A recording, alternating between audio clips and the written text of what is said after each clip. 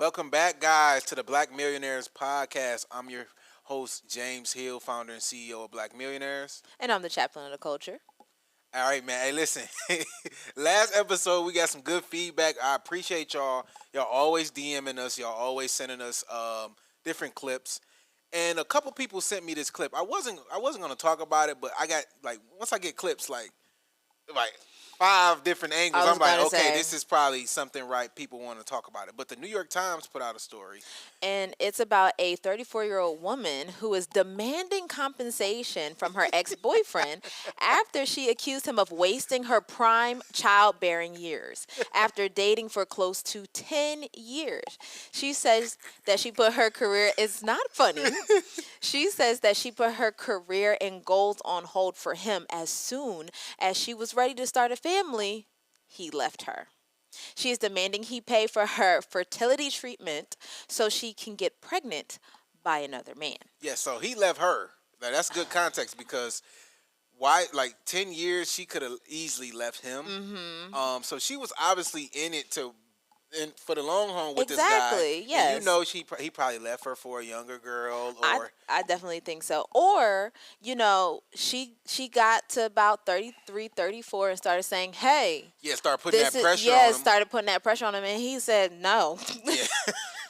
He said, absolutely not. Yeah, and then a lot of legal experts and a lot of people, everybody's a legal expert in the comment section, right? But a lot of lawyers came out to talk about how she don't have a case to bring this to court and to demand him to pay.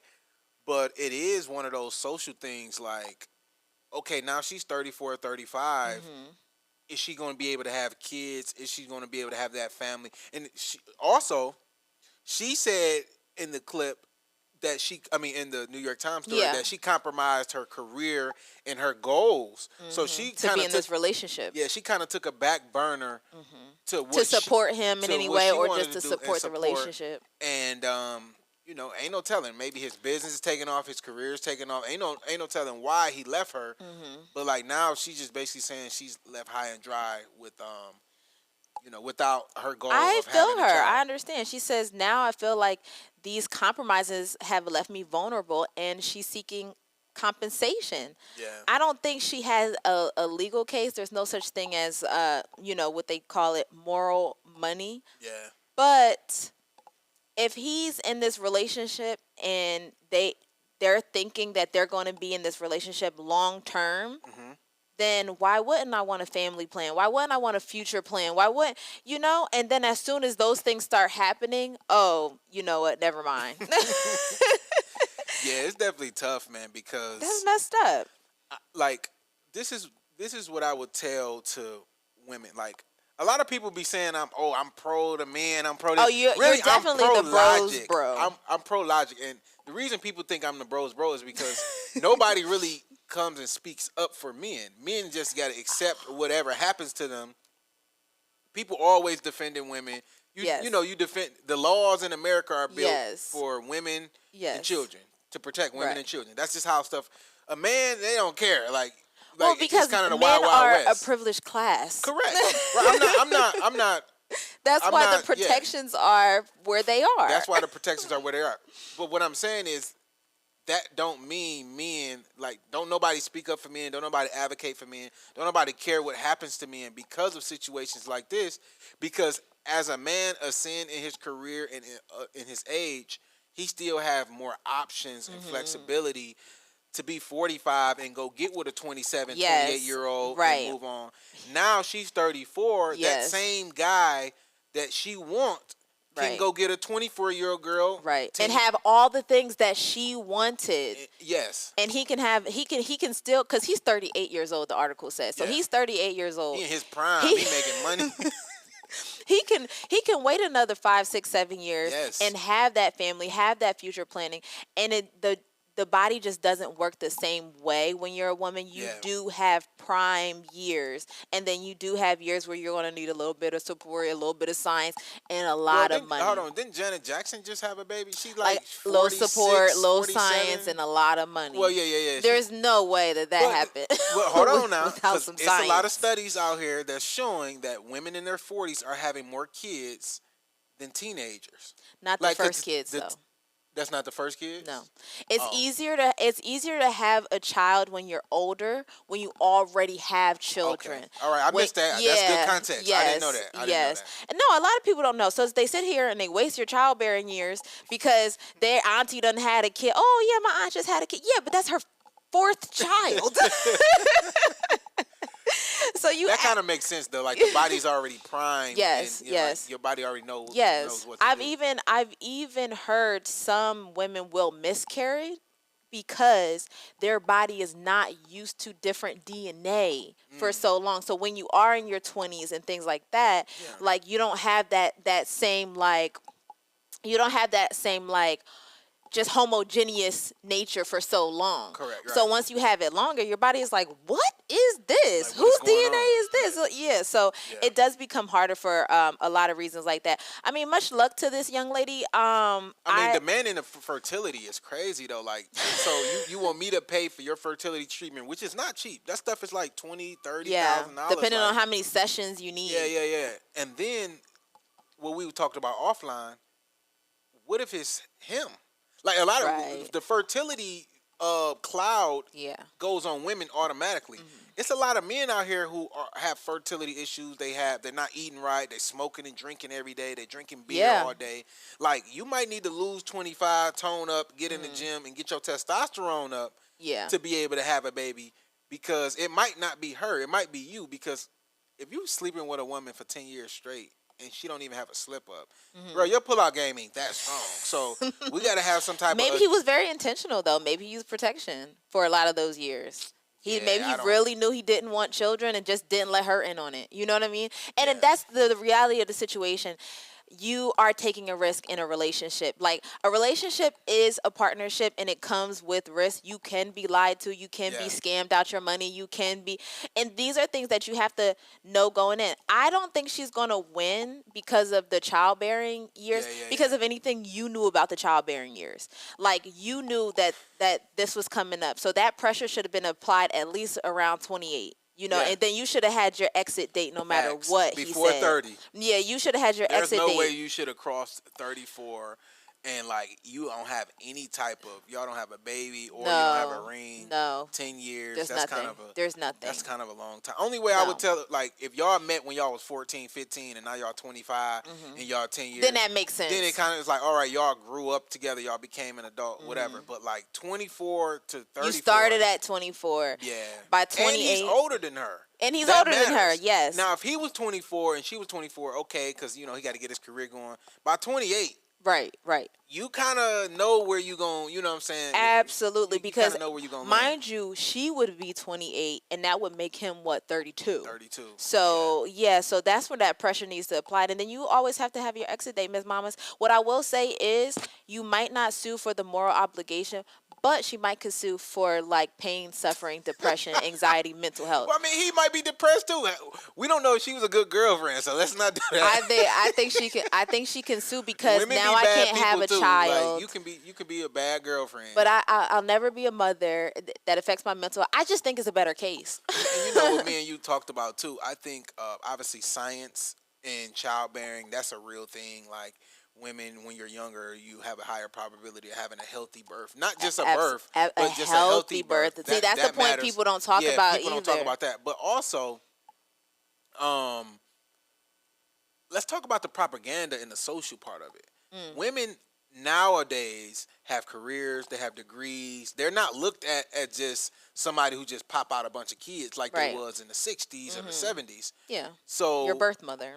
So now women not buying that Kool-Aid. They're not drinking the Kool-Aid of, oh, you need to be having 2-3 kids by the time you're 21. Like that's true. When girls grow up, let's be honest, especially, I don't know about other communities, but in the black community, as soon as you turn 19, 20, you need some kids, you need this. Yeah, the pressure is applied. Your family for around the elders and stuff. They start putting pressure on you. So like nowadays, it's still happening, but women are rejecting it. They're like, no, I'm going to college. Well, no, women are rejecting it because they're like, do y'all see y'all lives? Like, exactly. I think it's confusing to me. And then it's so expensive to raise a kid now. Like, yeah. I mean, raising kids back in the day was a little different. Like, I mean, everything was different. What bread was like $1. Like, well, even when you calculate for inflation, it's just so much more stuff you got to deal with. Cell phones, the internet. Yeah.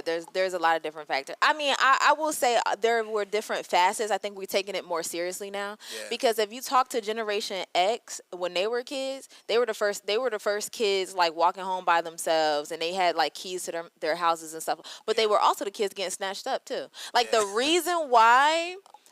When by the time we came through in the 1900s, you sound old as fuck. You sound like the little young kids on TikTok. In the 1990s, when we came through, the reason why it was like, yo, like these kids can't be, out the house anymore, and it's not like before. As they learned off of our parents' generation, like they was legit getting snatched up. Yeah. So, no, I definitely think it's something that it is propaganda.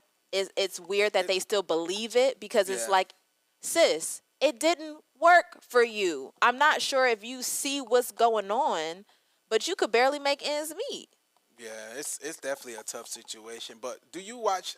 Are you like an NBA fan in that field? Do you watch anything with your husband? Like, I'm a LeBron James fan. Okay, so you're a LeBron fan. So you're not really an NBA. You just watch LeBron. I watch LeBron. I watch my favorite players like Stephen Curry. I watch LeBron. Who else do I used to watch? What's his name? He does the State Farm commercials a lot. Chris Paul. Chris Paul. I actually met him. I met him and got a signed book by him. It might be around here somewhere. Really? But yeah. Yeah, I used to watch him a lot. But right now, I'm keeping up with Mr. James because there's a lot going on. Yeah. Well, if you've been an NBA fan for a long time, you know who Sebastian Telfair is. So Sebastian Telfair is a former NBA player. He earned roughly $19 to $20 million throughout his NBA career. So he was in the NBA for about 10 years. So I mean, $20 million, that's a lot of money. That's a money, yeah.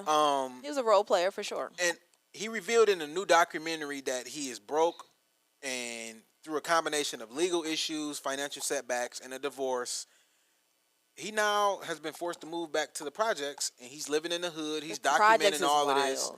And the projects is wild. He was also caught up in a federal healthcare fraud case involving the NBA. You know, the NBA players get healthcare benefits and stuff like that. Like, it's kind of like a pension or whatever. That makes sense. And it's a lot on your body. Yeah, he was one of those players that got caught up in that. He pled guilty to it, and he got probation, but then he violated the probation, so now he's going back to do 3 months in jail. Side note, he's in jail with Diddy, right? At Fort Dix? Yeah, he's in Jersey. In Jersey. He's in jail with Diddy, so he got to do a 3-year sentence, and he did a whole documentary. He's doing a lot of interviews before he go. Not 3 years, I'm sorry, 3 months. He's doing a lot of interviews before he go in, but he's talking about how he live in the hood now. He back in the projects where he grew up at. So out of $19 million, he don't have a dime. He blew everything. He blew it all taking care of his family. He blew it all. Wow. Strip clubs. You know, he was married, then he got divorced. So, she walked away with something. Just financial setbacks, financial literacy, cars, clothes, cash, popping bottles. How old is he right now? I'm not sure, but he's not that old. I mean, he's probably about 40. Probably because he was only in the league for 10 years. Mm-hmm. So, like, we look at LeBron being 40. I know, and he's like an old head. LeBron is an old head, but a lot of people don't make it past 5 to 7 years in the NBA is like the average. Okay, like, it's not like being a professional athlete. They come in, they come and go. Mm-hmm. So, like, that's why that healthcare is what it is. Exactly, right? So he tried to get Trump to pardon him. Everybody's begging Trump for a pardon. That didn't work. Why is everybody going to jail? But he got a new documentary called Sebastian Telfair, Final Days of Freedom, and reflected on going back to New York. He was one of New York top prospect. I mean, like, he was the guy in high school. Yes. So everybody know him. Everybody was proud of him, rooting for him. He actually, went to the league, and he wasn't like a scrub. Like, he had a name. Like, people knew him. He was a role player. He wasn't LeBron, but he was. He was. Yeah, he was decent, and $20 million. And then think about it. That's only from the NBA. That's not endorsements, brand deals, other businesses he has, side business, real estate. So I seen some reports that he roughly made around $30 million throughout his NBA career, but only $20 million directly from the NBA. I think it's that fast life money, though. You know what I'm saying? Like, also, I'm reading here that he's from from Brooklyn. You know, they got that whole, you know, you gotta wear your money on you. Yeah. You gotta have that on you. Yes. So I also think too, it could have just been like lifestyle. But here's the thing: if you know that you're in sports, you know that is going to end. Yeah. Like, you know, this is a means to an end. So why aren't you putting your money up? But I think the NBA and the NFL and a lot of these sports leagues should do what happened to Allen Iverson. What? So when Allen Iverson signed a big deal with Adidas back in the day. No, it wasn't Adidas. It was Reebok. I'm sorry. When Allen Iverson signed a big deal with Reebok, they forced him to put like $60 million into an annuity that pays him like $800,000 or $900,000 a year annually because he was fucking up all his money. Oh. And then when he turns, is it 55? Or when he turned 55, he get like 45 or $50 million unlocked.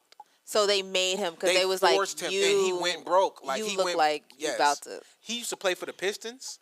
My coach, my NBA coach. I mean, I'm talking about NBA coach. I wish, right? My high school coach used to be in the clubs with him. He used to come show us like videos, like on like I was in the club with AI. Wow. Like, he was in there throwing thousands of dollars. Like he was in there popping bottles, strippers, the whole nine, and he was like blowing all his money. But this is what saved Allen Iverson. Was an annuity. Was putting your money into a financial asset. Yeah, that pays him $800,000 a year, and he's going to get the large lump sum. He's going to unlock that. See, annuities don't work for everybody, especially if you don't have that large lump sum to put in at first. But I think the NBA should force. But yeah, some type of definitely annuity. they're definitely making enough money where an annuity.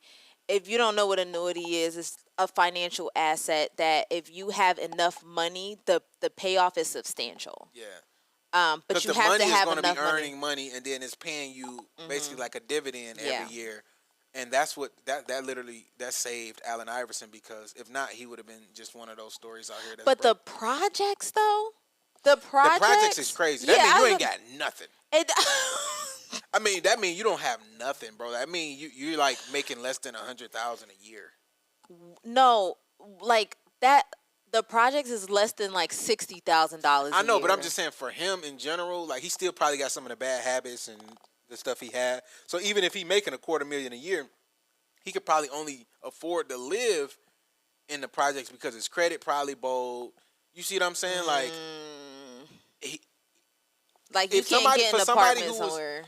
For somebody who was making that much money, like for him to make $100,000 is the projects, because he was making millions and tens of millions of dollars.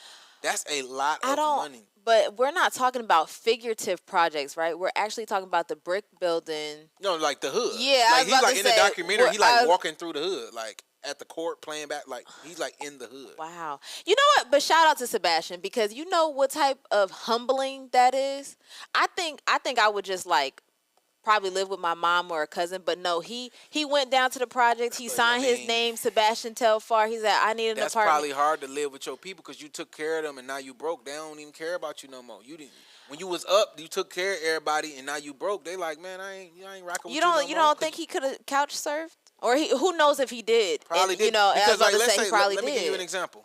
Let's say he was my cousin and he ain't give me shit when he was up, and now you broke. Now you want to live on my couch? No. Yeah. Or when you was up, you gave me money, but now you broke. You told me no. I feel entitled. Yeah. So now I'm like, fuck it, I don't fuck with you no more. And now you done fell on your face. I'm like, see, you should have been giving me. But so many people don't have the spirit to be able. This is what he had to do. He had to go to them people's office. He had to sign his name. He had to tell them how much he made. Yeah. He had to see if he, like, so many people would literally rather live on the street than do that. I mean, but he's going to always be able to live above, like, his story, just making the NBA, just doing whatever he's going to do. He's going to be able to make six figures for the rest of his life, just off of his story. Yeah. He can just go do interviews for a couple $1,000s a year.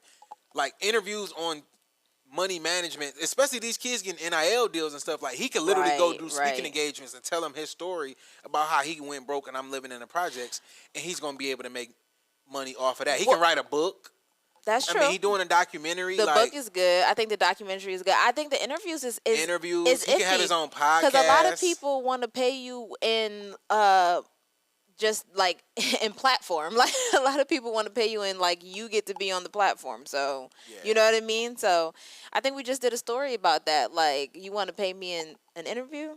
Yeah, I mean he needs money. He can do, you know. Hey, you know what? Shit, I should hit him up. Come on the pod. I swear to God, I'm about to DM him right now. No. Bro, how much you need? Nah, for real. We will pay you to come on the pod. Let's I need to because I wonder if the NILs weren't even out when he was a basketball player. Mm-mm. So that could have been a little cushion for him too if he was like, because imagine you blow your money early, but you're still in the NBA. So you still that you still learn from it. My thing is everybody's saying, oh, these NILs, these kids are, yes, but they're going to learn from that. And guess what? They're still going to be making money. Yeah. So you know what I'm saying? He didn't even get the experience to like learn from the NIL deals or anything like that. He went straight blew the NBA money. Yeah, I'm about to DM him right now. I want to see the documentary. Yeah, I'm going to try to watch it.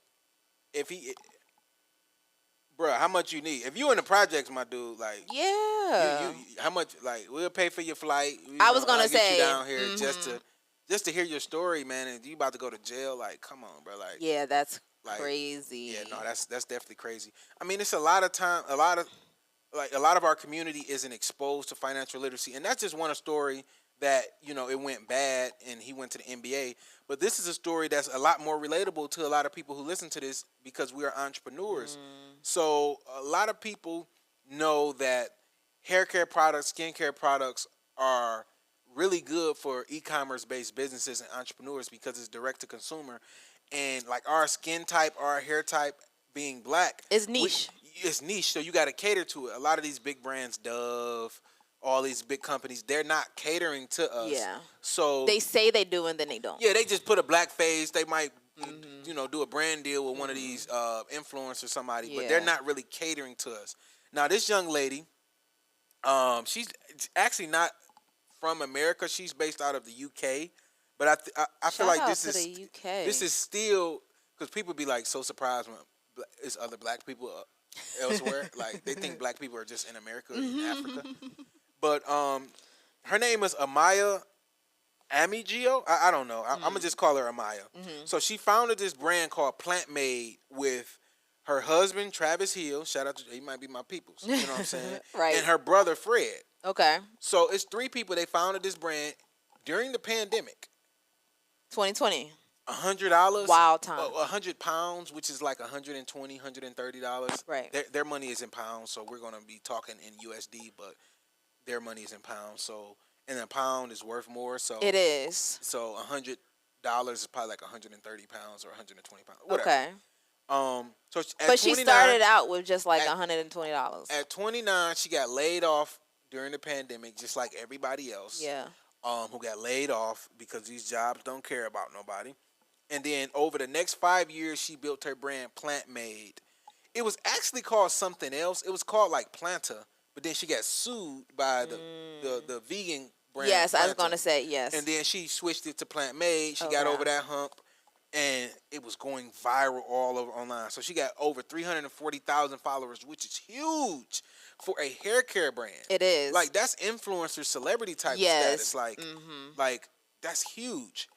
And over the next few years, she's made millions and millions of dollars. So in 2024, the company revenues was $5.3 million. That's crazy. Well, 5.3 million pounds. So that's around $6 million, just shy of $6 million. Okay. However, that same year, they lost around 10%. So they lost 670,000 dollars, whatever. So a lot of people have questions. How can you make that much money and lose that much money? That's real easy. So for one, she was borrowing money and she was making investments. Like, for example, I got investments for my company. These cameras, it's not cheap. This table was $3,000-$4,000. Like just the table. So the iPad's $1,000. Right. You know what I'm saying? So like when people like, how do you lose money? this is how you lose money because these are assets. That you have to work them. I have to work them. You have though. to work so the if asset. I'm not working the asset, I do got the money, but the money is gone. But you know what I'm saying? Like it's not as even as it seems. So the company might have the assets, but she lost the actual dollars, money, cash in the bank. She lost $670,000. Yeah. Okay. Then they owed money to taxes. It says that they were doing short-term loans. That's what I was gonna get at. They owe money to the tax man over there, and that's not American taxes, so we don't really know how that works. I don't know their taxation process. But then they were taking short-term loans. So these short-term loans could be 60, 90 days, 6 months, a year, and they're usually high interest because they're very risky. Okay. And they can stack on top of each other. So that's the problem. Like, let's say you get a big order because you just went viral, and now you take out a short-term loan. Well, then now you need a loan for your team. But now you need a loan for products because this is CPG. This is not like my business. I sell advertisement. Yeah. So like, if I go viral, I can just sell a bunch of advertisements. I don't really need to go get no inventory. Okay. In this business, you need inventory and you got margins. So if she made $1 million in revenue, it probably cost her $400,000 to make that million. But then you don't have $400,000. She was just broke in the pandemic, starting with no money. Right. So she's using her revenue. You got to pay yourself. She got other people she got to pay. You still got to pay your employees because the boss eat last.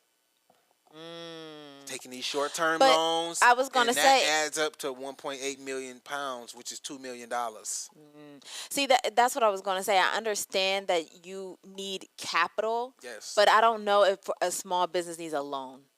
Like, I don't know if small businesses can get loans, but you probably don't need a short-term loan because you're not going to turn over profit for like what 3, 4, 5 years before you actually start really turning a profit. Yes. And so your investors need to know that. Like, you can't expect to just make your money because guess what? You still need that capital. But you got to think about it too. Like, she's a small black-owned business. Right. Going to the bank and getting that line of credit. Yeah. Because that's really what she needs. She needs a line of credit. She don't need these short-term loans. Pawn-like loans. No, she don't need that. She need a line of credit with a decent interest rate. That way she can keep flipping her inventory. I was going to say that. Or she need an investor. But it's harder to get these loans because, for one, they don't be understanding our business model. Oh, you only selling to black women? Right. Like, no. Like, why aren't you selling to everybody? Why aren't you? No, because they need that. They need that. Why aren't you in stores? Why aren't you in Target? Why aren't you? You know what I'm saying?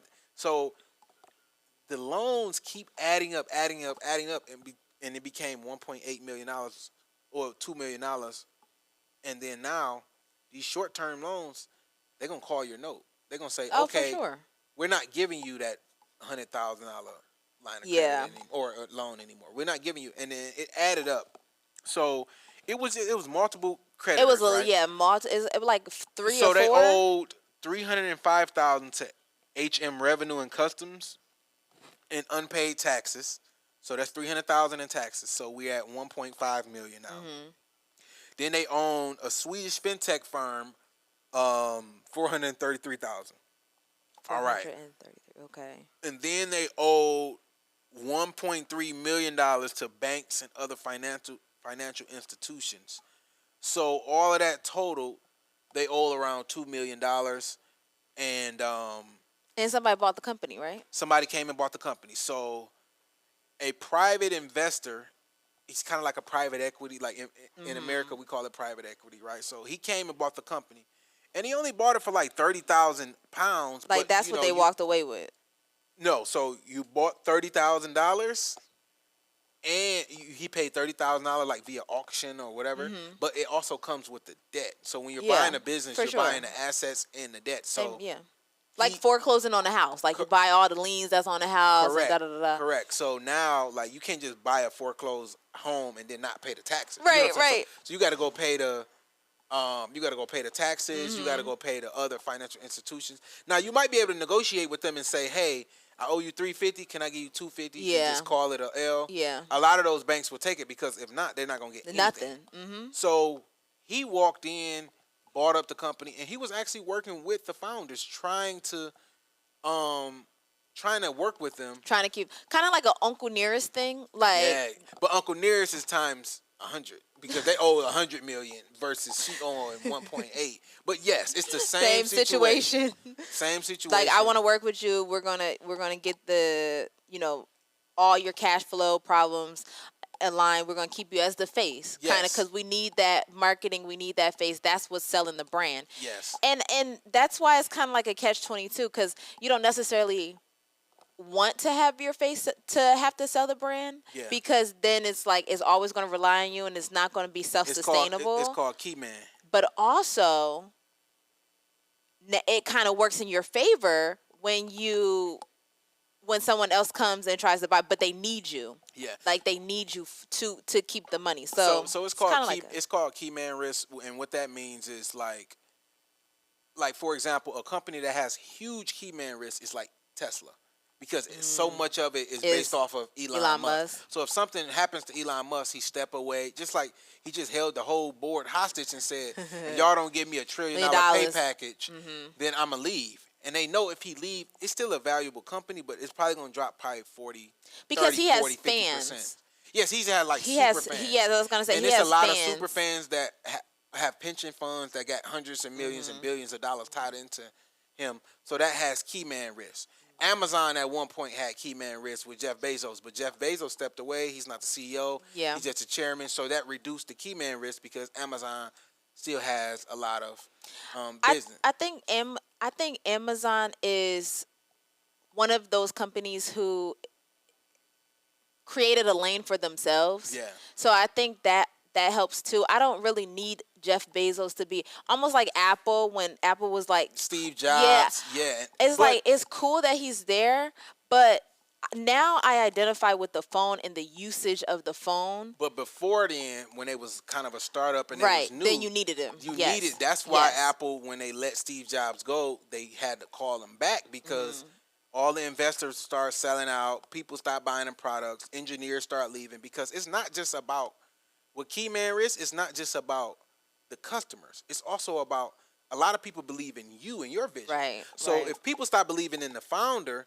well, the engineers and the talented chemists and all the people that are working for the company, they might leave too. It's like some people are at Tesla working for Elon Musk. Right. Elon leaves, they're going to go to Facebook, or they working for Mark Zuckerberg or one of them. So like a lot of times small businesses, we are forced to do that. Yes. Because it's a lot of white companies and other companies who try to start these hair care brands for black people. Yeah. And we don't believe them because we don't know the founder. This ain't really black owned. Right. So being black owned can be a good thing and a bad thing because now I got to know the founder. I got to know the person that's doing this. And like you said, and I have to trust them. And I have to want to work. And I got to like them. Yeah, that's why you can cancel a black owned brand, but you can't cancel some of these other brands. Because we're trying. You could try, like even with the Target thing, you can try to cancel Target, but at the end of the day, like they have thousands of stores in our neighborhoods that we live in. So it's like, even if you don't want to shop at Target, you might be forced to go in there. You might be. I think it's one of those situations that we have to acknowledge that there is a lot of money in black business. Yeah. We have to acknowledge that because they are after our dollars. Like the fact that somebody will we are the profit of a lot of these companies. I was going to say that because we're not the revenue. We're not their revenue, but we're the profit. Like for example, with Yeezy. Yeah, we're the cherry on top. Yeah, we're the cherry on top. With Yeezy, Kanye Yeezy brand was 8% of Adidas revenue.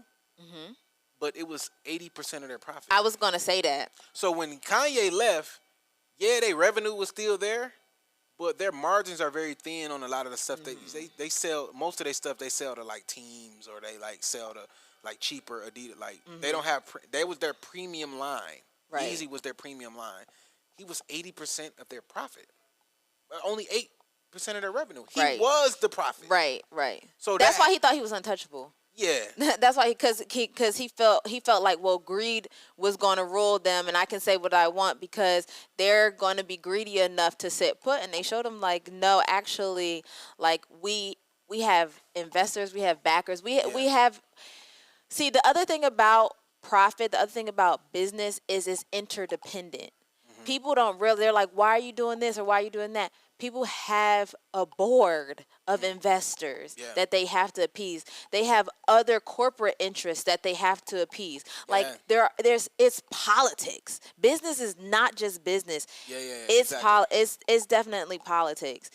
So it's good that the private equity people try to work with them because that means they understood those politics. Yeah, and then they walked away from it. Yeah. And to be honest, the door is still open for them to come Probably. back or do this or do some type of equity split or deal or whatever. But I wouldn't go buy a company like that and kick the founder out like that. I probably wouldn't do that. I would put her on a good salary and say, hey, come in, let's work together, and put her on like an executive role to where if you stay with us for these times, you be able to get some of your equity back and you get some options to buy it in at this fixed price. And if you turn it around, because that's boardroom talk. The customers don't care about that. They care about, is she still there? Right. You know what I'm saying? So yeah, I don't know how successful the company is. Think about a slutty vegan. In a continuing, key man risk. Yeah. If they kick Pinky out. It's not. I mean, people wasn't eating it anyway, but y'all kick Pinky out, I'm really ain't eating this shit now. Well, if you think about the music industry, right? Like when Lil Wayne was on top of the world, he got to introduce like a slew of artists, and as long as Lil Wayne was Lil Wayne, then his platform was Tyga's platform, was Nicki's platform, was Drake's platform. Like, and speaking of key man risk, I think he did it very well because kids now don't even know the association between Lil Wayne and Drake, which is crazy. Exactly. Which is crazy to me. Or Drake and Nicki. Yeah. Like people don't even. I'm like they are. Drake, Nicki, Lil Wayne, all of them. Like we the big three. three. It was. My friend sent me this. But he was able to do it perfect, I think, and I think that's what. And if that's what you have to do, then that's what you have to do. But I love the fact that his artists became so successful and so self-sustainable. That's the goal of business. Even if you have to be the face of it. I'm glad you brought this up. You want it to be its own. You want it to take on its own identity. I'm glad you brought this up. So quick, we're gonna kind of do a quick a segment. Who wins in a 20-song versus? Who wins in a 20-song versus? You got Drake, Nicki, and Lil Wayne, and you got Jay-Z, Rihanna, and Kanye. Okay. Here's the thing. Let me see. Oh, I messed it up. My bad. Here's the thing. Oh damn. Rihanna got hits like Drake got hits, so that's hard. Like if for every 20 hits that Drake got, Rihanna got 2. Okay, let's try to do this. Let's try to do this. Okay. Like Drake, Rihanna is a pop star, and Drake is bigger than if there was Wayne ever a now. rapper who was a pop star. Drake is bigger than Wayne now. Okay. Drake became bigger than Wayne. Okay, that's fine. So Drake got to go against Jay-Z.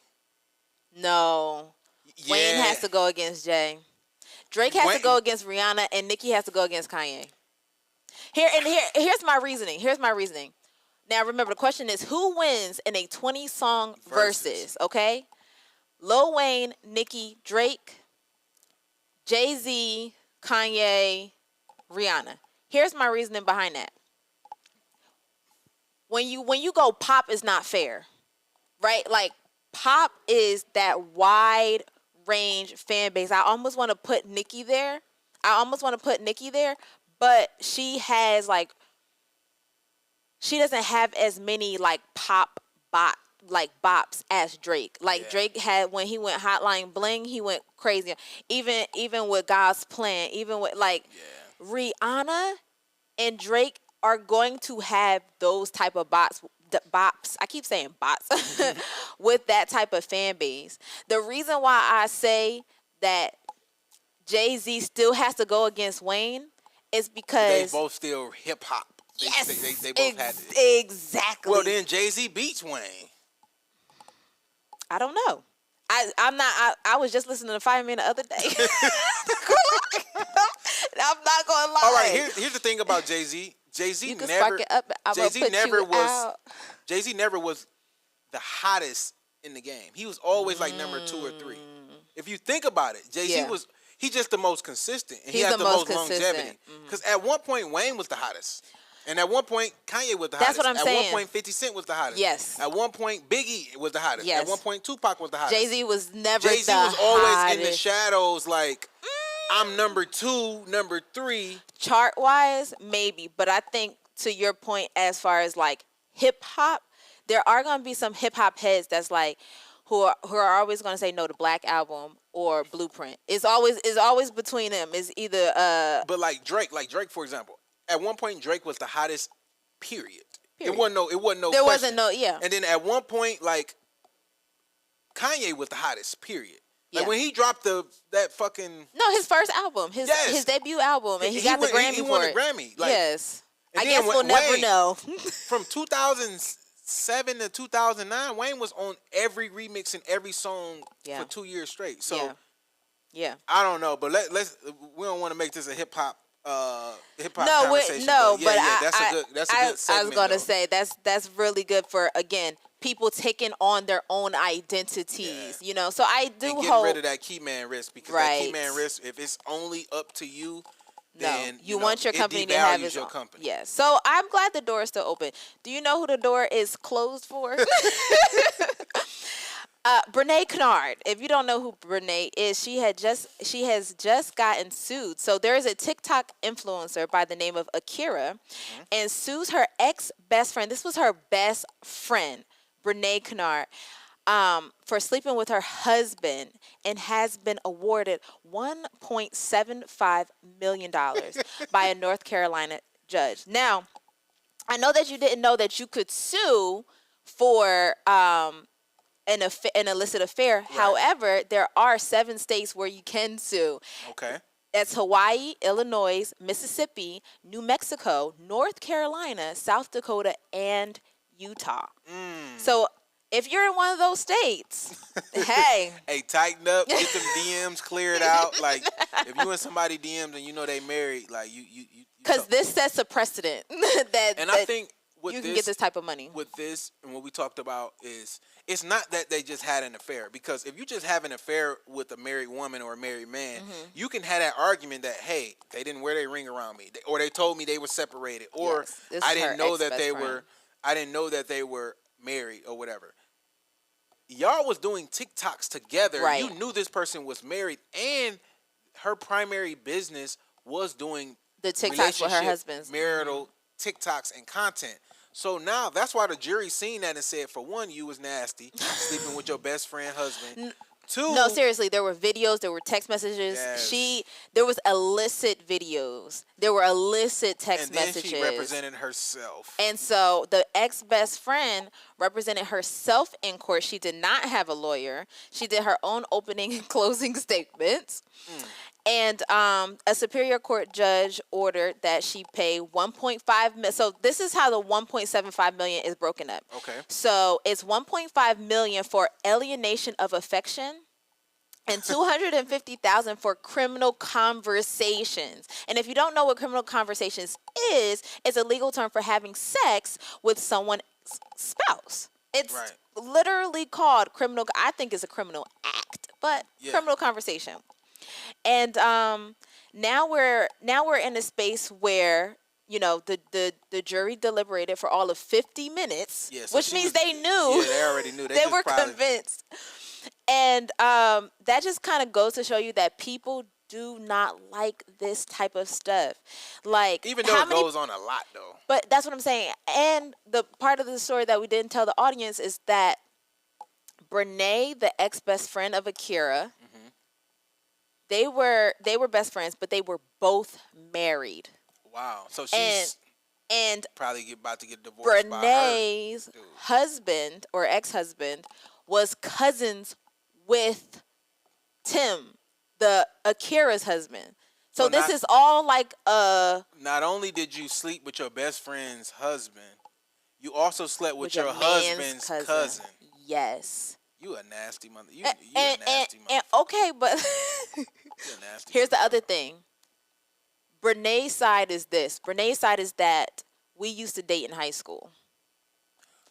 So So she used to date the cousin in high school. She used to date the cousin in high school. That's Brene's side. Now, if you were to ask Tim. Hold on. She used to date the dude that she slept with. She used to date him. She used to date him in high school. But he played it off like, oh, it was like, it was like some kid stuff. It wasn't like. See, that's why I don't believe in that either. I don't believe in that either because if you dated and y'all did the do or y'all was messing around in high school, it's high school though. No, I was doing it. I hope my parents ain't listening to this, but like I was doing it. I think it's even. So girls I kicked it with in high school, they off limits. Like if my man's tried, I'd be like, bro. You would still say they're off limits? Well, nobody's off limits because I don't care. I was gonna say it's but high school. I'm just saying. You just gonna let them know, like, hey, I'm just let her know. I went all the way with baby girl in the 12th grade. So if you get with her and it doesn't count before 25. But here's the thing. Here's the thing. I think sometimes I think it's even worse when you didn't do it because now it's like, dang. We ain't get a chance to back in the day. Man, now we close. Let me tell you like this. I got a lot of girls in high school who probably wouldn't do it back in high school, but they're going now. So they going. So that's what I'm saying. Like I think it's worse when you don't though. Dating people, all that we used to date in high school. Like I got a homeboy who he dated a girl in middle school. Oh wow. And we were real cool. Like, this was my friend. The girl he dated in middle school kind of be flirting or was flirting with me or this, that, and the third. Like, I didn't do it. Right. Because, for one, I don't want to fall in love with this girl and be with this girl and, like, one of my friends. We were, like, best friends. You know what I'm saying? In middle school, though? It don't matter. They didn't have sex. They didn't do Obviously. nothing. They kissed and did all that. But still... It's the fact that you was messing around with my mans back in the day, and it's going to always be that little tension or friction. I don't think so. I'm very much, no, this is a new body. You don't know this body. No, like, you don't know this body. Like, if I slept with you in high school. That was literally over 10 years ago. You can't do that. It was decades ago. You can't. You can't do that. I got to do everything now. I gotta do. So that was her argument. Her argument was they had a relationship, but he was saying it's not. But prior to this lawsuit, that's what I'm saying. Prior to this lawsuit, and prior to them getting together and hooking up, his thing was like, oh yeah, that's nothing like that. It brushed it off and stuff like that. It still makes it. It makes it a little bit. I can understand it a little bit now that they messed around in high school. It don't make it right. She's still wrong as fuck. I think that's so weird. I just think... Get over it. I think that's kind of weird. There was a guy who I dated in high school who hit me up. Mind you, he was married at the time. Hit me up in my DMs, and I didn't even say nothing because it's like, bro, why are you hitting me up? Like, the idea that you think that something from high school is substantial. There is nothing that I learned in high school that I'm still using to this day. Let me ask you this. You just got married. Okay. If your husband would have invited his high school sweetheart or a girl he kicked it with in high school to the wedding, would you have felt some type of way? No. Well, yes, I would have. Or if let's say he got a company and she's like trying to work at that company. Like, I couldn't hire no girl right now. Like, if I was married, I would not hire a girl who I used to kick it with in high school. No, I don't think that you need to have a relationship that wouldn't have. You got to remember that was her best friend. You know what I'm saying? So the only reason they had any type of relationship is because that's my girl. You know what I'm saying? So it's not like I sought him out technically. Like, we're best friends, so we're in the same vicinities and stuff like that. That's what I'm saying. You going out your way to hire this girl, you going out your way to invite her to the wedding, that's different. I will tell you this, though. We did go to a wedding where his ex-girlfriend was there. But it wasn't her wedding, though. It wasn't her wedding. It was just like y'all just happened to be in the same. Everybody was in the same room. So, you know what I'm saying? So, it happens. You have to be an adult about it. You know what I'm saying? We were actually just talking about Cardi B and Offset and how they're not even technically, they're actually still married. Yeah, they're still legally This married. woman is due to have her baby basically any day now. And in the state of Georgia, that Offset baby, until it's proven, is not his baby. And I would so until Stephon Diggs take a test and say, "Oh, okay, this is my baby," that's Offset baby. It's Offset baby. So apparently, the deal was that she was going to try to pay him $10 million to just kind of settle the divorce, move on, and move forward, and he's not taking the deal. I wouldn't take it either. That's not enough money. Like, when they got married, Offset was the man, and Cardi B was, she was a rising star, though. She was a rising star, but there's a lot of people that rise and don't rise. There's a lot of people that rise and fall off. Yeah, that's true. Right? So, that's true. Offset was hot as fish grease with the Migos, with Migos. Right? Mm-hmm. He was one of the hottest groups. So her marrying him was like a come up for her. And now, over the last 5 to 7 years, he's been constantly going down. The Migos broke up. What's the Migo name that died? Takeoff. Takeoff died. Rest in peace. Yeah. That broke it up. Him and Quavo fell out over the Saweetie situation. So his career been going down. Well, he didn't want to be on the album. Her career been going up. Yeah. Mm-hmm. So he's entitled to that money. Those are marital assets. He's entitled to that money. I think that he's jealous of her, though. I can see that. Yeah, but I still got to get paid. And now he's being petty with the money. Because he's jealous of her. Because here's the thing, you can't say you wanted the relationship because you cheated through the whole relationship. You can't say that you can want the relationship and still cheat, but that don't mean you're gonna get the relationship. Well, that means you want a polyamorous relationship. Correct. That is not what you signed up for, though. Correct. You signed up to be in a. Well, Cardi be talking that whole open marriage type of we sleep around with people. She be talking that on the podcast. But I don't want to make this about that. Let's talk about the money. But if we really being honest, those are marital assets. And in marital assets, y'all divide the assets from the day y'all got married to the day y'all filed divorce. Did he make money during the... Yeah, he did. I know he made some money because the Migos was still hot. So would they have to divide? They would have to add both. All. I was about to say they would have to add. Let's say for the sake of argument, he's worth 40. Okay. She's worth 100. Okay. It's 140 in the middle, so he gets 70. She gets 70. That sounds crazy. That sounds crazy. That sounds crazy. Don't take the 10 million, my boy. Go get every ounce of that. That 30. Sounds crazy. Go get your extra 30 million. If she's offering 10, that means she owes him another 20, 30. That's pain and suffering, though. You should not make her. Is it crazy when it's on the flip side? The pain and suffering is that you cheated on me for 7 years of our marriage, and now you are demanding half of my money. None of that matters. After ripping apart half of my heart, now you're demanding. So you just want it all. You just want it all. You want to mishandle me and mistreat me in every way, financially, emotionally, psychologically. She needs jail. Jail. Now, we can have an argument if he should go to jail. Because he was definitely tripping during the relationship. He's going to be rich in jail. Because, again, those are marital assets. We know Cardi B is an asset. She's still going to be able to make tens of millions of dollars after him because his career is going down. Hers is still ascending. I wouldn't give him Nathan. Hers is still ascending, but I always say this. A rapper's girlfriend is probably one of the best investments you can make.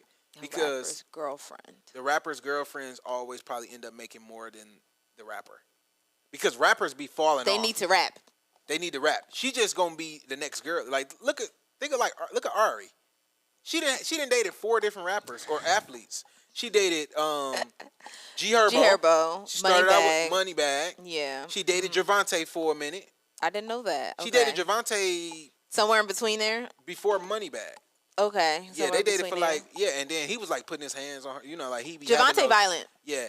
He snatched her up at a boxing event. He walked up and grabbed her and snatched her up. So that's embarrassing. People were seeing, so ain't no telling what they was doing at the crib, whatever. They say dating a man is an embarrassment ritual. But she done been with 3 different dudes that was hot. And if Moneybag fall off, she can go get with the next dude and But then you become the industry girl. It don't matter because that your reputation fans, is y'all girls, y'all core fans, y'all get stronger when she go move on to another man.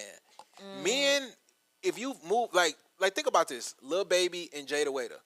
Ain't nobody checking for Lil Baby, new girl, whoever Lil Baby That's date. true. But that's because they were branded as a couple. But Jada Waiter, if Jada Waiter go get with the new hottest rapper, if she go get with Gunna right now, that's gonna turn. That's gonna go crazy. That's gonna go crazy. That's gonna go crazy. You see what I'm saying? So like, Waiter, you know the next move. A rapper girlfriend is a great investment because they be branding these. No, women. you know what? I would say it's a catch-22 because start putting these it's women not on just the contracts. girlfriend. You got to be the baby mom. If I'm you a rapper, gotta be the baby mom. If I'm a rapper and I get a girlfriend, she got to sign a contract. It's not the girlfriend. Here's the thing: they can have 1,000 girlfriends. Nobody cares about the girlfriend. It's the baby mama. It's the baby mom. That's even stronger. Yes. Nobody cares about the girlfriend. It's like, okay, you had his baby. That's why the first Lil Baby's first baby mom, Aisha, who had the other kid with the basketball player. Oh yeah. That's why she gets so much publicity because her and Lil Baby had a kid. Yeah. So, and then now she's with this basketball player. I don't know. I think it depends because Ari is really good at branding. I think Jada Waiter is really good at branding. Yeah. I'm not taking away from their I was going to say because they're really good at what they do, but I'm just saying like it's that undertone of you're dating these celebrities and the next person who's hot. Y'all can always jump on the next person who's hot. And like Lil Baby's not as hot as he used to be. Like he was hotter in 2021. Well, 2020 was in 2021. That was such a time to be 2025. Any type of artist. He's not as hot. So like, you know, the rapper girlfriend is a good play, and they be making so much money, and they don't have to continue. All they have to do is live the rich girl lifestyle. They don't have to. They don't have to make a new album. Right. You see what I'm saying? They can make their money off of influencing and branding. Walkthroughs, showing up. You know yeah, what I'm saying? Yeah, club appearances. They can get their money a lot of different ways because they can be relevant depending on who they're attached to. Exactly. I mean, but then you have these men who oversaturate the girlfriend or the baby mom situation because I don't think none of NBA YoungBoys baby moms can do what Jada Waiter or Ari did. He got too many of them. Jania, she got the NBA player now. Okay, one. He made her. I'm done. He made it. No, I think I know that one. Yaya, I think Yaya, that doesn't mean that don't matter. That's what I'm saying. Chief Keef got a lot of baby moms too. When you oversaturate, you kind of mess it up. But like when you like that queen, yes, like, I was gonna say you got to kind of be the one. You got to be the one. That's what you got to do. When you the one, that's that. I mean, even look at the DDG and Halle. Like a lot of women are trying to cancel DDG because she's a baby mom now. But, like, DDG was lit way before her. You see what I'm saying? But he was litter with her. Yeah. And that's why she made him not put Halo online because now he still lit without her, but he lit with the baby. And she wasn't making that much money from Halo. DDG was making a lot of money because with Halo. that was Halle's baby. But it's his baby, too. But nobody cares. See, that's what I'm saying. So the woman be benefiting from that. Baby. That's her baby. That's her baby. You know. I mean, I think that in that situation, I think it's more like a Krishan Rock Blueface too, because like he didn't diversify. Like he has the two, and he's just like making them famous and keeping them relevant. Girlfriend is the best investment you can make. If I was a private equity firm or investment firm, you would invest in the rapper girlfriends? I would invest in their brands, like their brands, because they be going crazy. That's a good idea. That's a good. Nobody steal that. I was about to say that's a great private equity. That's a good idea. Take some of these girls and say, I'm going to make just date so and so. Because the thing about it is when these artists are blowing up, the record labels is spending tens of millions of dollars on marketing for them, and then they stop. And that's why the artists have the first 2-3 albums and they be hot, and then it stop. Because they basically saying like, okay, Lil Baby, he not getting pushed no more. He's just Lil Baby. Right? So he's still a superstar. Also is a lot of stuff. He's a superstar. He's still a superstar. He fell out with P and all of these. So it's so much around that now. So now it's he's just making his money off just being Lil Baby. Right? But all the time he was getting pushed, Jada Waiter was right there. Yeah. So she's getting the marketing push with him. And then Jada Waiter fans are more loyal than Lil Baby fans. The Lil Baby fans, they gonna go to somebody else. They're gonna go listen to the next hottest artist. Well, I can see that. I can definitely see that. And now Jada Waiter fans are just like, oh, Jada Waiter, who you gonna date next? Right. Or I just want to be in your team. But I was gonna say her environment is so, again, maybe she is being invested in. So how do we know that she's not being invested into? Because her brand is very much fashion forward. She's, she sells clothes. She has her own eyelashes. She has her own like lip kit. Like, yeah. I wouldn't be surprised if she was being invested into behind the scenes. Like, we're going to actually make you a star because people like you. People want to be you. I mean, I can see that. You know what I'm saying? Probably got some private investors I was about that to people say, don't know about, but I'm just saying, like, her trajectory. Don't nobody, like, old rappers, people ain't checking for that. Yeah. But she can keep going further. She can keep going further and get older, and people still going to be there. Mm-hmm. Like, I mean, look at Nelly and Ashanti. Ashanti still had a core fan base that really wanted her to be this whole princess. A lot of Nelly fans, I was a Nelly fan back in the day. Like, I ain't checking for Nelly now. Yeah. Like, Nelly cool, but I'm not like, where the next album, Nelly? I'm just like, oh, that's Nelly. If I meet him, I would want a picture. I would argue that Ashanti has like some really, really classic songs though. So it's like Nelly do too. Yeah, but it's like, you think her career was like? I think her career is more based in like how classic, because you gotta want to turn up to Nelly. You know what I'm saying? You gotta want. That's a very specific time and is a very specific era. Whereas Ashanti is like timeless. Her classics are timeless. Ashanti definitely timeless. Yes. I wanted to. Speaking of time, I wanted to pivot. Are you going to sit on this podcast and say that Charlemagne was not right? Charlemagne is wrong about the Democrats caving, and they're going to eventually wrap up this. Charlemagne is wrong for putting that energy in the atmosphere. First he of all, put it out there, and I blame Charlemagne. They was like, you know what? I'm gonna. But we have to acknowledge that there were only like, I think the number is 7 Democrats, 1 independent, who caved into this deal. Yeah. With the GOP, Republicans, and then it basically was something to the effect of, we're going to concede on these healthcare premiums. Yeah. They fought for 40 days and 40 nights, voted 14 times to shut down the government, to fight Republicans, to preserve tax credits for Affordable Care Act, aka Obamacare. But last People Sunday, think those are two different things. They're the same thing. Yeah. However, late Sunday night, 8 Democrats or 7 Democrats, one independent, sided with Republicans to reopen the government without a guarantee that the tax credits would be extended. So they got only a promise. They got a promise that they will revisit and go back to the negotiation table, but it's over. I mean, they know, but they did get help out of this though. You know, they got Mandami, and they got all these. They got the governor. To your point last week, were they not going to get Mandami? Like, I don't know prior if the governor. to? I don't know. I think that really helped because, like, if you really look at the results, Mandami won, but Cuomo had 41%, and then that other dude, the Republican dude, he had like 8% of the vote. But like, if the economy was going well, and Mandami message wouldn't hit as good if the economy was going well. And then like the lady in Virginia. So the Virginia thing did surprise me. And even the attorney general in Virginia was a black dude. Virginia came out. That's what I'm saying. Yeah, so Virginia came out. That really helped them. Like, what's going on in your daily life really sparked people to go get out and go vote. Right. So like, even when Trump lost to Biden, he lost because like people were tired. The pandemic. People were tired of that bullshit. They tired of you going online saying the stock market is up, but my wages are not up. Right. It does not matter. But that's the difference. The stock market and your wages are two different things. So like, even right now, the government shut down people. Food stamps fucked up. It's motherfuckers that probably voted that ain't never voted.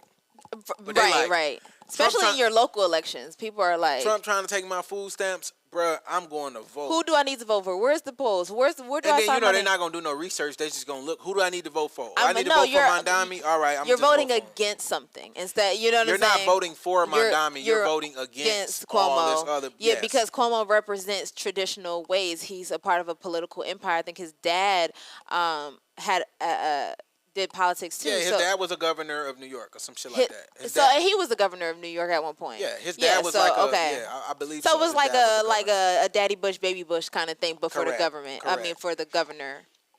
So, I want to topple the empire. I want to be disruptive. I want something different. Low key, that's why Trump won in 2025 because people was or tired 2024 because people wanted something different. They was tired of Biden and Biden going online, and they was tired of people being lied to. Everybody know Biden was messed up in the head and he wasn't able to run the country. And then they was tired of a lot of stuff. But that's what But see, here's the thing. It was a lot of foreign. It was like this whole America first thing. Yeah, then y'all let immigrants in, and then y'all giving immigrants millions of dollars. You sending $1 billion a week to Ukraine. And then Trump does the same thing, but people got tired of that. Worse, because now we in bed with Venezuela. Why? How? When? For what? Yeah. So Mario Cuomo was Chris Cuomo and Andrew Cuomo's dad. Okay. He was a governor in New York for 3 terms.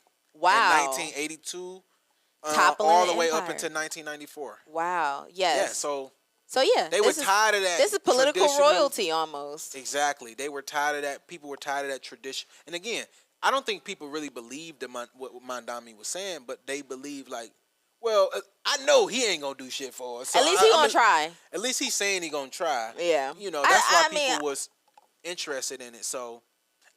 They got something out of the 40-day shutdown. They didn't get what they wanted. So still has to go to the House. The House still has to But the House is ran by the Republicans. That's true. It was more the Senate. It's more the Senate that was holding the line. Yeah. My thing is if the tax credits are not extended, and I asked you this question offline, and if any of you know, please let us know. It's so. Where are the tax credits going? Like, if the tax credits that we're going to subsidize the healthcare. Now, I understand for affordable healthcare because affordable healthcare is a federal program that serves kind of as an alternative to like private healthcare. So it's a federal healthcare where it can be subsidized, so it's going to be cheaper, which means the federal government puts up money because if you don't make enough, or you're a small business and you need it for whatever the case may be, you can have affordable health care. It makes it affordable for people. Now, say you do have a job and you work corporate or you work for the state or whatever the case may be. Right. Those health care premiums are going up as well. So I'm sitting here reading PBS and CNN, and I'm trying to figure out, I'm like, where are these tax credits going that you're going to take them away from the health insurance companies? Where are you putting them? Are you putting them in the pockets of Jeff Bezos? Are you giving them because that's what people are saying. People are saying that a lot of these tax credits are going to support corporate interests. Yeah, and the real issue is it's not Democrat or Republican, it's the insurance companies. Because the insurance companies have both parties in their pocket. And at the end of the day, that's who's the real villain in all of this. But they're so big and they back so much. Too big to fail. They're too big to fail. The insurance companies and these healthcare companies, they're basically buying off politicians, buying off the government, and the American people at the end of the day are getting screwed no matter what. So it's kind of like which way you want to get knocked out. You want the left hook with the Democrats or the right hook with the Republicans? And it's like at the end of the day, you're gonna get hit and knocked out because your premiums are gonna go up because the way the system is set up, the insurance companies are just going to lobby the government, and it's going to be something else. It ain't going to be nothing done that really helps the American people. Well, I was reading on PBS that the health care is going to go up 114%. So whatever you're paying now, it's going to double and some. Yeah. I mean, people are barely affording what they have now. So how are you going to pay rent? How are you going to buy groceries? How are you going to pay your bills? Like okay, for example, if say your health insurance premium was already $500 a month, you gotta, this is a family of 4 or something like that. So now your healthcare premium is $1,000 plus. Yeah, but I don't think it's going to go. I don't think it's going to be that black a and month. white. I think what it's going to. I think it averages out because like certain people, like it might average out. It might not be as black and white as 400 to 800, but it might average out. And I think one going up 100% is probably it's probably not going to go up that much. But shit, 20% is a lot. I mean, if my this if my is why we here now, because people don't believe fat meat. If my health insurance go up from 400 to 550, that's a big deal. But I don't think that is the case. Going from 400 to 800 is going to shock the economy. That's going to be that's going to be a little too much. Okay, so so in 2026, I'm saying in 1 year. That's what I'm saying. I don't think it's going to go up. That's why this was so important. That's why this is so important. It's like these premiums are supposed to go up 100%. And so now, listen. That's a lot. Because like car insurance, that should definitely be going up. That's what I'm saying. That's what I'm saying. Your car insurance is going up. Your health insurance premiums. It's going to be unaffordable. And it's too risky to take your kids off of health insurance. You never know what's going to happen to them. So if you're a parent, you're kind of screwed. Like what are you gonna do? And people are saying that it's literally going to cost over $1,000 for like a family of 4 or for somebody with pre-existing people just not conditions. Gonna pay the shit. To be honest, you're just gonna not pay it. Because well, then you're gonna lose your insurance. I mean, people just gonna be walking around with no insurance. Like $1,000 a month. Well, if you got diabetes or high blood pressure or whatever, like. I mean, they still gonna be able to go into the emergency room. So you're just gonna have to go to the emergency room? I mean, because at the end of the day, that's just too much money for the average person to people not gonna be able to foot that bill. If my health insurance, me personally, goes up twice, I won't notice. You just right. Even a middle class family, a lot of people, they might be mad, but then they still pay it. The bottom. 50% of America, if they should go from 400 to 1,000, they just won't have it. They just won't have it. Just like in Detroit. Yeah. Car insurance is so expensive in Detroit. People they just get like the 7-day insurance just to get your tags, and then they just don't have car insurance. That's funny. But then you can go to jail for that, though. Yeah, they don't give a fuck. It's so much more other crime going on in Detroit. It's like I'm in jail for not having car insurance. Or, I just don't. I'm going to get another ticket, and then I eventually go to jail because I ain't paid my ticket. Mm-hmm. If that's the least you're doing in Detroit, you're probably a good citizen. You're probably a stand-up citizen. We want you out because it's so much going on in the city that people just. That's a good example though. Detroit, people just don't pay it. It's just too much to have car insurance in the city. Okay, so let's go with that line. Okay, that's car insurance. That's car accidents. That's pretty bad. Now you have a situation where you got all of these different kids. We got asthma. You need that medicine. You need that medication. You need that health insurance because you can't afford an EpiPen. And you can't afford not to have one. Or your kid is not going to be here no more. Yeah. So, it's one of those situations where now you have to choose between what? Do I pay my mortgage, which is $24,000? Or do I pay the health insurance, which is $1,400? I have to pay them both. So now what? And you know what I'm saying? If in heaven forbid something happens in a family where you gotta, spend money on taking care of grandma, and then guess what? She got health problems too. Yeah.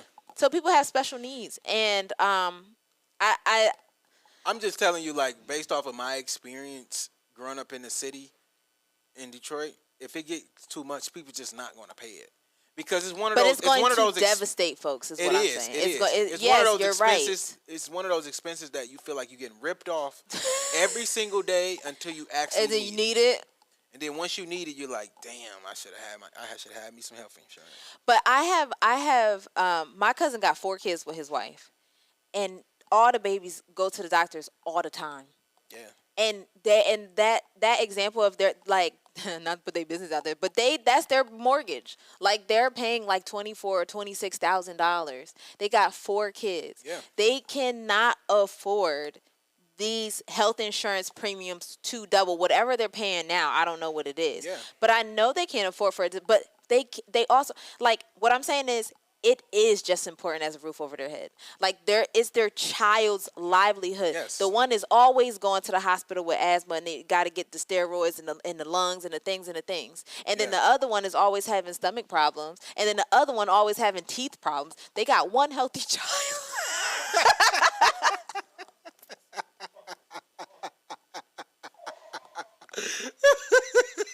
Nothing happens to her. Hell no. That's funny as hell, man. So what I'm saying is it's just as important as a roof over their head. So this is going to devastate people. My problem with this whole thing is I don't know where tax credits is going. It's not like it's going back in their pockets. Let me ask you this. All right, so it's fair to say the Democrats lost. Yeah, it's fair. Well, we lost. Do you? Okay, the people lost. But well, yeah, but I mean, again, people on the left, on the right, conservative, even if their insurance is going up too. I know, but I was just about to say, you know how they always frame it as, like, for example, the Affordable Care Act and Obamacare. If you go ask a Republican in one of these country towns, you like the Affordable Care Act? Yeah, it got great benefits. You like Obamacare? Hell no, I don't want that. So it's the brand of it. That's why they're attacking the brand. I don't know if y'all remember when Trump was running and he was debating Kamala and he was losing, and they was like, would y'all keep Obamacare?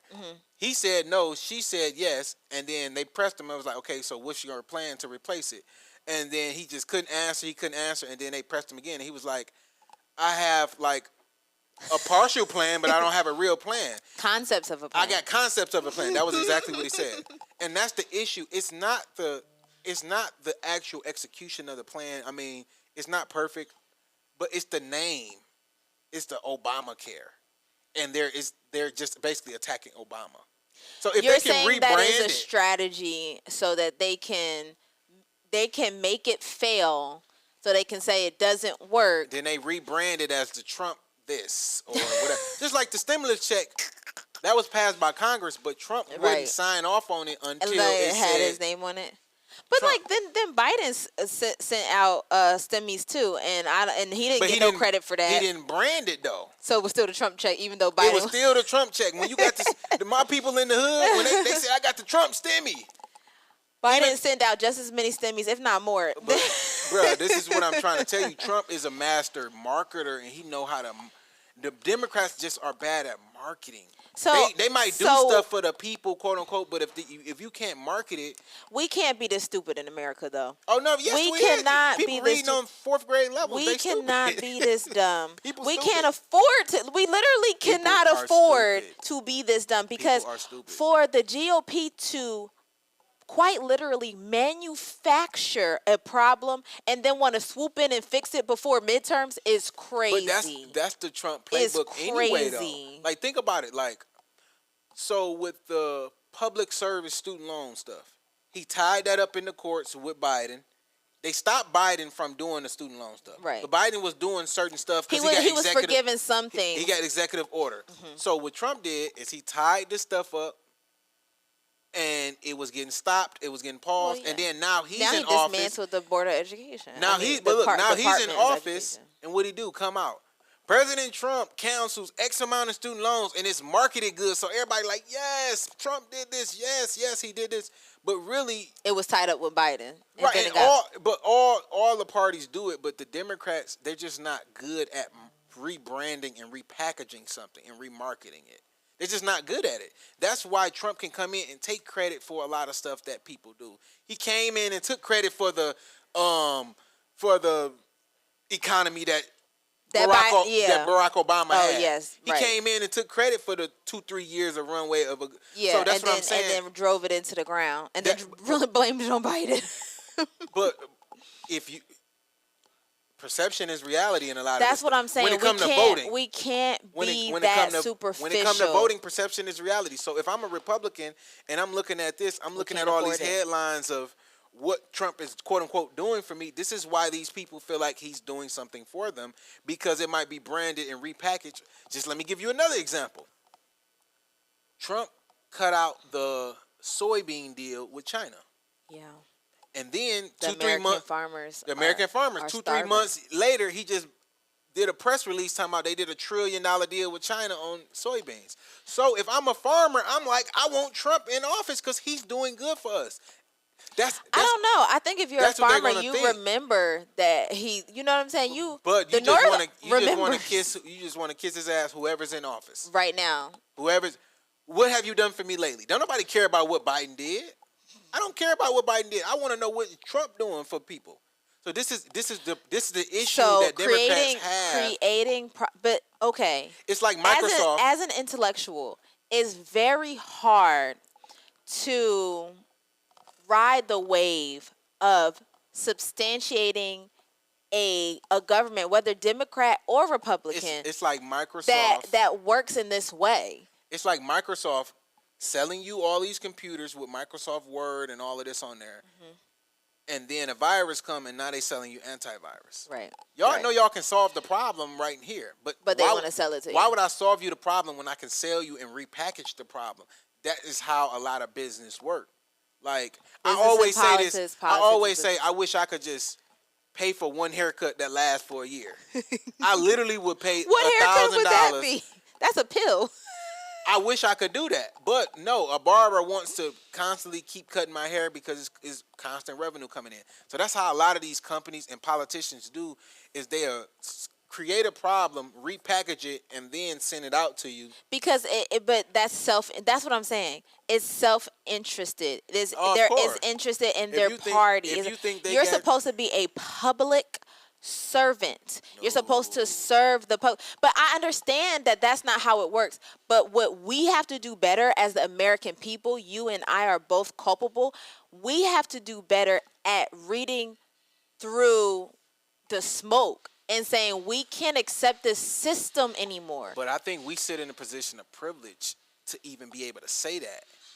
Right? It's a lot of people who struggling, who broke, who don't know how to feed their kids, and they don't have the bandwidth to sift through 18 CNN articles, MSNBC, AP News. They don't have the bandwidth. They don't even understand. Right. All they see is a headline that Trump is canceling this. Trump is watch. I'm gonna tell y'all another thing. Trump gonna rebrand. He gonna rebrand food stamps.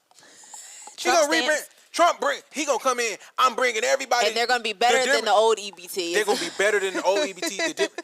But he's good at that. He's rebranding the problem that he created, and he gonna rebrand food stamps. He rebranding student loans. He's trying to rebrand healthcare. That's exactly what.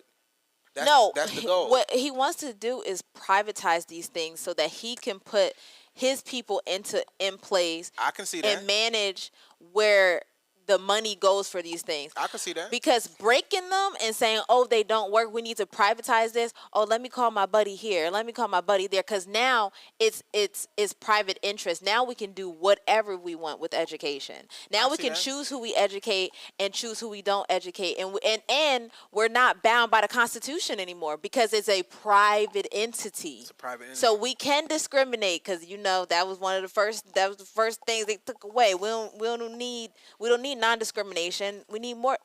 Get rid of DEI, but we don't need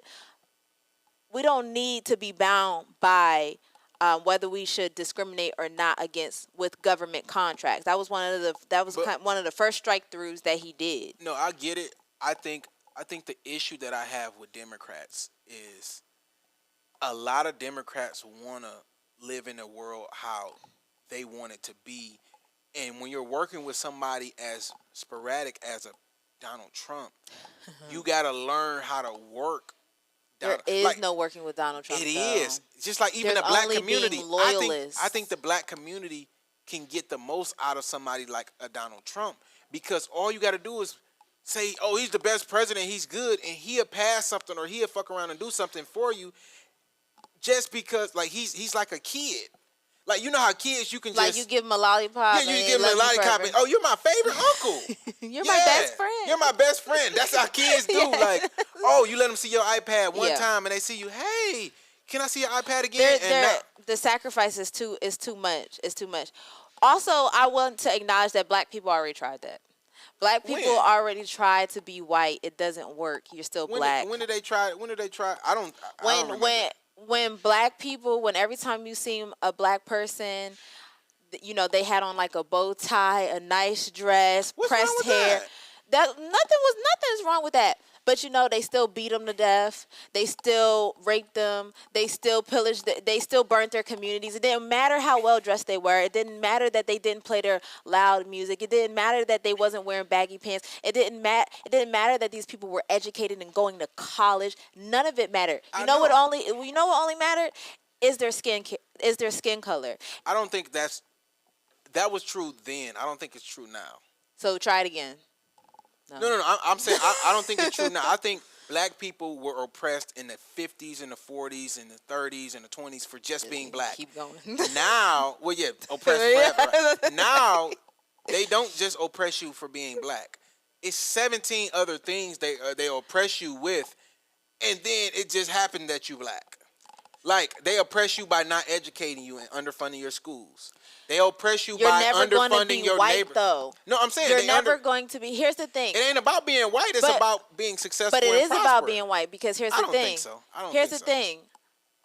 You don't become buddies with Trump like a Elon Musk or a J.D. Vance or a whoever else, right? As a black person, because that means that you would have to be on the same level as those people, and those people don't want you to be on the same level as them. Well, okay, let's just take Trump out of it. I'm just saying in general, like, the goal as a black person is not to be white. I'm not measuring my success on being white. I'm saying when we as a community were oppressed back in the 20s, it was, you can't come to this college because you're black. I remember it's like a viral email, or not an email, it was like a viral letter from Emory University in Atlanta saying, you are of Negro descent. That's why you're not getting here. Yes. Now you can't come to Emory because your GPA low, your LSAT low, or you can't afford it. Yeah. And why is your LSAT low? Oh, because you're poor. You went to one of the worst high schools in America. You went to one of the worst high schools in America. They didn't teach you proper English and grammar and this, so you getting tripped up on the LSAT and on the bar. So it's not that because you're black. It's because all of the other things surrounding. So now it's more of a class thing.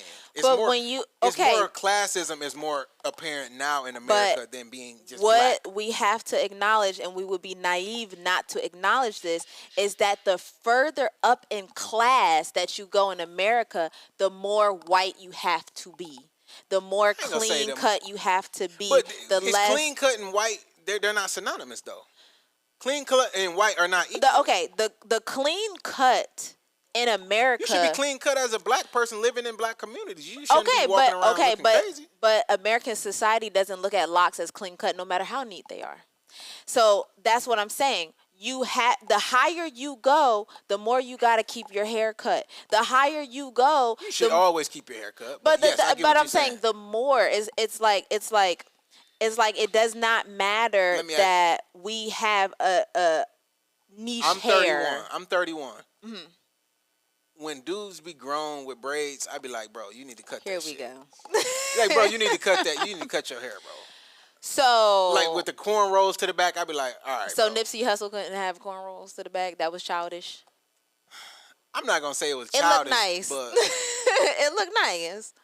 I think the problem with it is, it's not that when you have your braids and your hair is taken care of. It's when your shit nappy.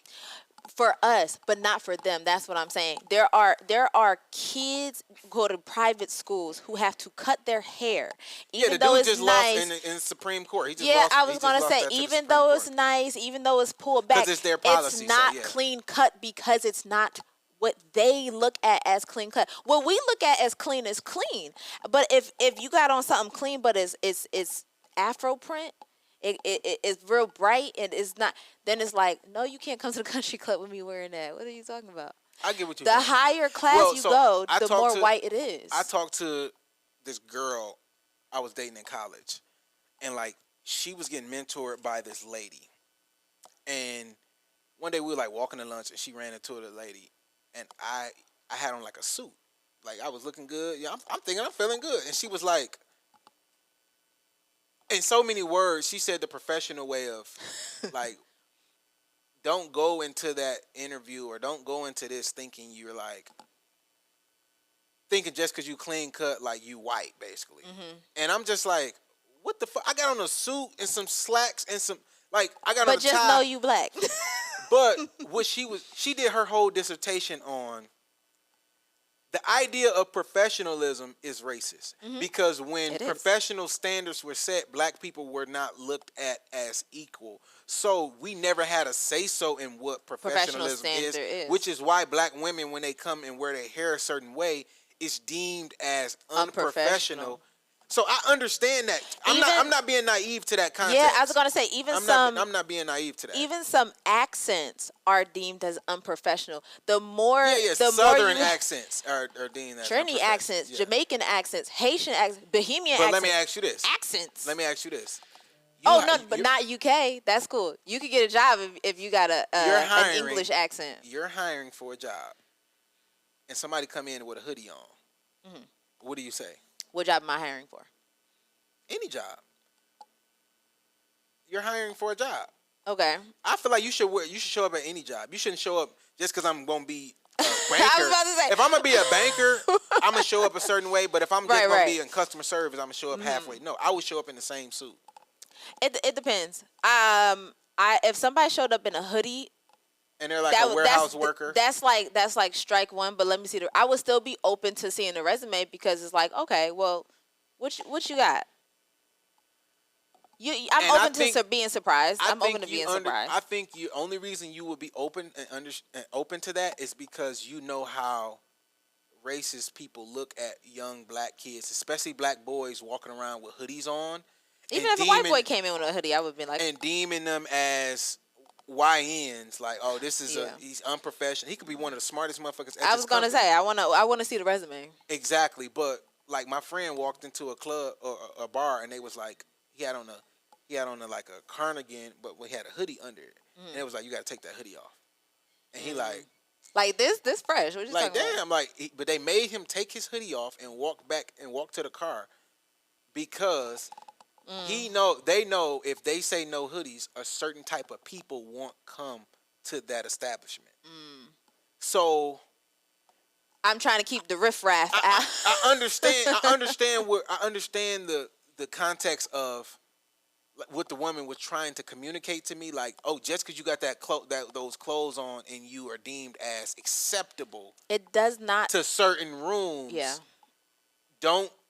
Like, you still black. And I'm like, yeah, but damn, don't shame me for wearing a suit. Like, at some point, it's like, damn. No, I think... I feel good wearing a suit. And that's great. I think the conversation is always, you should feel great. You should feel qualified. You should feel like you can take on whatever life gives you. But just know that there are barriers to entry, and there are some that you can't take off and some that you can't dress up, and it is your skin color. It is the width of your nose. It is it's your blackness. You can't dress it up. You can't take it off. So what do you communicate to your kids? If you got kids, do you communicate to your kids that you can't do it? I'm gonna tell you what my parents always told me from day one. You is black, and that means something. Don't know what it means because I'm a kid. But I know I'm black. And because when I was in kindergarten, did I tell you this story? When I was in kindergarten, you know that game that you play in kindergarten where it's like, eeny, meeny, miny, mo. Catch a tiger by its tail, right? You know how you put your hand in to see who's it? Yeah. So I'm in kindergarten, and I know I'm black, but I'm playing with everybody because everybody's playing with everybody, right? But there are certain cultural norms for certain kids that I am more used to. Right. So then you start to understand there are certain kids who carry the same kind of cultural norms that you have. You're not really associating it with race yet. Right. So I'm playing with everybody. At this time, I'm playing with the white girls. And so one of them asked me, So why do you hang out with them? Why don't you hang out with us? I said, I hang out with everybody. Right. So, yeah, but like, you're white. Why don't you hang out with us? I said, because you was light-skinned. I'm not white. I'm black. But what you going to tell a 6-year-old? And so. No, that's crazy to say you're white. I started crying because I'm like, no, I'm not. And they all agreed that I was white. They all agreed. You got that white privilege, dog. See, you need to go in the bank and get us a loan, then. No, that's messed up. That is messed up. And so it's something that I always carry with me because. But you do have light skin privilege. Of course. That's how I know that it's not about my success in academia. It's not about how I can ascend or move through rooms. It is about our cultural context. Because the minute somebody even tries to be like, "Oh, you're not one of them," yes, I am. I'm with all of that. I don't even try me. Like, but even I think the bad thing too is like we know that it's. I'm not incognito. It's negative parts of our culture that, as somebody who's an intellectual or somebody who got educated or somebody who's gotten out of the bubble that we were oppressed in the hood or in the projects, it's still some shit in the hood or in the projects. You like, yeah, I'm just not going for that. Yeah, but. I wasn't going for it when I was there. A lot of people make it's like you come off as anti-black because you don't want to go over your cousin's house who stay in the projects. It's dangerous. Come over my house. Right. But come over my house. I'm having a dinner party. Why is it dangerous? It's dangerous because there's the people outside that they always looking at you. They clocking your car to see what kind of car you got. They want to see who you with. So, but then the problem, if a white person says, "Oh, I'm not living over there," it's dangerous. It becomes racist. It's like, "Oh my God, it's racist." But then when we say it, we like, "No, nigga, I can say it because I'm from the hood. I know I'm not going over there. Y'all can have that side of town." I'm from the east side of Detroit. Like it's a lot of places that you're not going. Straight up. I'm just straight up not going. I'm not going over there. No. I think it's different because you know that it's dangerous because you've been there. You know that it's dangerous because you've experienced it. I think it's different when people who have not experienced it, they're just judging off of, oh, there's a bunch of black people there. Because there's a bunch of black people in other neighborhoods that are completely safe. Yeah. You know what I'm saying? And I think that's what makes it is like, okay, but why? Why do you say that? Have you been over there? I mean, I think like, what's the criteria? They're safe because, like, it's a place in Maryland. I forgot the name. Plenty of it. Places. There's a lot of places in Maryland though where there's a lot of mansions. There's a lot of like a very, very upper middle class, wealthy people, and 90-80% of the people there are black. And the crime is down. So crime is a proxy of poverty. It's not race. It's poverty. So if you go in certain white trailer trash neighborhoods, like, bro, you gonna get robbed over there. Like, somebody's gonna break in your car. Somebody's gonna steal your Cadillac converter. They watching you when you pull up to the trailer park. They watching you. They're like, oh, who's that? So it's scary there. No, and that's what I'm saying. Like, New Jersey has so many trailer parks that you wouldn't even know about because people are not talking about what happens in the trailer parks. I met a girl online when I was like 18. And she invited me over her house. No. And like she was like, "Oh, I don't like where this is going." She's like, "I stay on 8 Mile." So like in Detroit, okay, let me break it down for the people who listen. In Detroit, it's miles. So it's 5 Mile, which is Finkel, 6 Mile, which is where I'm from, 7 Mile, okay, and 8 Mile, which is Eminem, what he rapped about. Okay. The movie 8 Mile, whatever. Okay, so that gives you some context. Then 9 Mile is like kind of getting into like suburbs. Okay. Like. It's 9 Mile, right? So when she told me she stayed on 8.5, I'm thinking like, oh, she's staying like a nice area. But it was like the trailer parks. It's the half though. But it was in a good area, but it still was like the trailer park. Yeah. So this is like the hood of the white people area. Mm-hmm, mm-hmm. And I remember going over there, and this was my first time being in like a trailer park or a trailer home, and I'm just like, damn, bro. Like I thought, like I didn't grow up around white people. I grew up in the hood, so only time I interacted with any other race was at school. Like a teacher or police officer or like firefighter. Yeah. Like you go somewhere and somebody's working there and they just happen to be white. Banker, yeah. But like all my peers or people I hung out with or deliberately they just were black. Yeah. So like going over there and seeing like she stayed and this was a black girl, by the way. She wasn't white. I figured that. I know. No, you know people gonna be, oh, you messing with some white girl, whatever. I don't know why I thought that, but I was like, is she black? But this was my first time being exposed to like, oh, this is like the projects for like another race for like white folks. This is how they project. This is their projects. This is their hood. Because I grew up on the east side of Detroit, I was only around black people. So like, again, it's not a like. And these are the people. It was a race thing 100%. 100 years ago. Today, it might be a race thing, but it's wrapped up in so much classism that if you break those barriers of classism, you get the race. we'll still let you in, but then we still gonna fuck with you on the racist stuff, but you still check the box. I always say Obama, Michelle Obama, Barack Obama, they check every box other than that they was black. Yeah. And that's the only thing that people... That's their scarlet letter. That's what I'm saying. You can't dress it up. That's the only thing. You can't take it off. But look at their life, though. It's amazing. They're living better than 99% of white people. But here's the thing. This is what I'm talking about when I say we cannot afford to not see through the smoke. They were actual public servants. Now, did they do some branding? Obviously. But priority was public service. Priority was how can I make the working class, the middle class people better?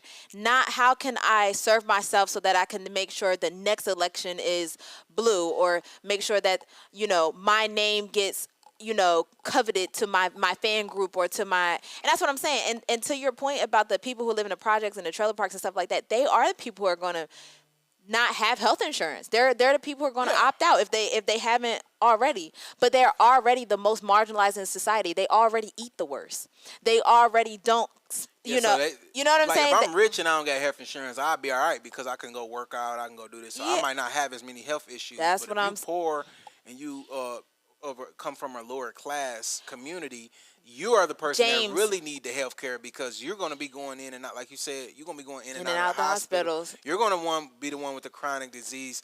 Yes. It was a study about It was a study about the differences between life expectancy and Buckhead versus you beat Bankhead. Me to it. It's like 15 years. It's like 10 to 15 years if you have the same lifestyle or the same person living in Bankhead versus Buckhead. That's what I was going to say.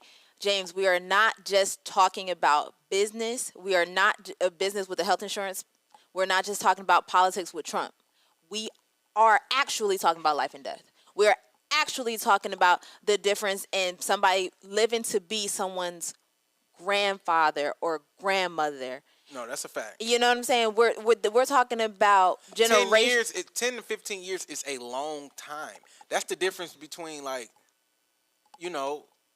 somebody being 58 and 68. That's a huge difference. Yeah. Especially somebody that old 10 years. That's like a huge difference. Yeah. And so we're doing the public a huge disservice by just saying, oh, it's just business. It's just politics. And then also, it's not. Another thing we got to think about too. It's not. Yes. Okay, this person in Buckhead lived to be 78. This person lives to be 68. But think about the quality of life as well. Right. This person been aching since they was 40. That's what I'm saying. So, then they can't walk, they got diabetes. So it's a lot that goes into that. Taking care of yourself, eating right, having access to quality health care. So I understand it. But what I'm trying to say about all of this is it's the insurance companies. It's not the Democrats or Republicans. They just gonna try to play to their base and play to their whatever. You're saying is a bad system in the first place. It's a bad system in the first place. With the insurance anyway. So the best thing you can do is get rich for your family. I'm done. And try to take care of your family because the whole community itself is going to be screwed. But we appreciate you guys for rocking with us. We're gonna continue to do this. We're gonna continue to do this every week. Twice a week. We're coming. Tuesdays and did we say Thursdays and Thursdays? Thursdays or Fridays? We ain't say Friday. I was about to say Tuesdays and Thursdays. Tuesdays and Thursdays. Okay, we're gonna continue doing Tuesdays and Thursdays. I appreciate y'all. Make sure y'all like, comment, and subscribe. Send this out. We love the feedback. So every time y'all send us some more content to talk about, we discuss these for you guys. Make sure you follow me, James Hill TV, and follow me at the Chaplain of Culture. Follow us on Black Millionaires on all platforms and subscribe. All right. Deuces.